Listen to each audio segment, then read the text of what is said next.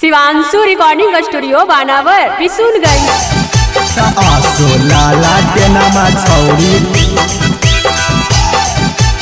आसो लाला के नामा छौरी फेरो से जलताऊ मिक्स बाय मनीष आर्या। आसो लाला के नामा छौरी फेरो से जलताऊ राजे के हम हियौ त फैन गे लालू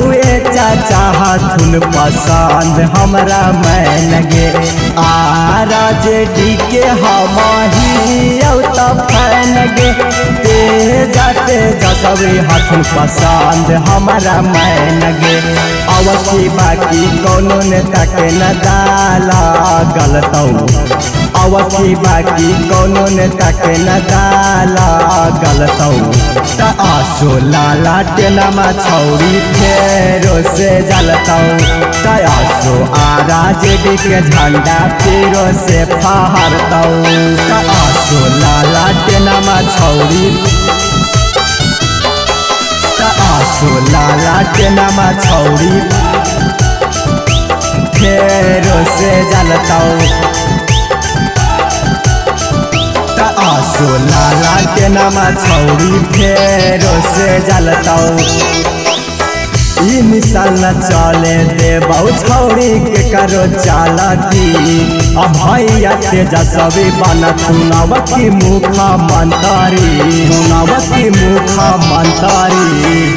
मिसाल न चले देबौ छौरी के करो चालती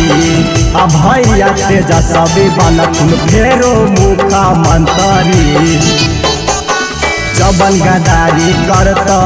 त छौरी मरतौ जबन गदारी करतौ जानू त अबकी मरतौ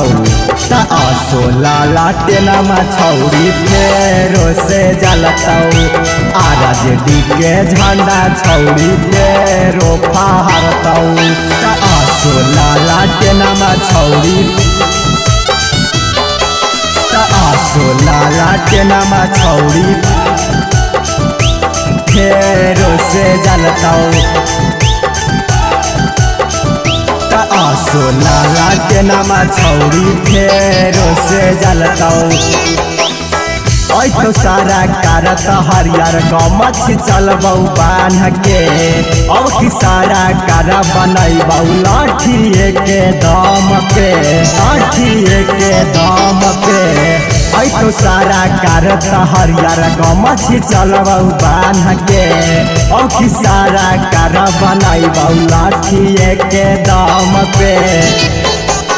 रजनी प्रेमी रंगदारी सोनाया सोता करतौ रजनी प्रेमी रंगदारी त सोनाया सोता करतौ अब की लाला के नामा छौरी फेरो से जलतौ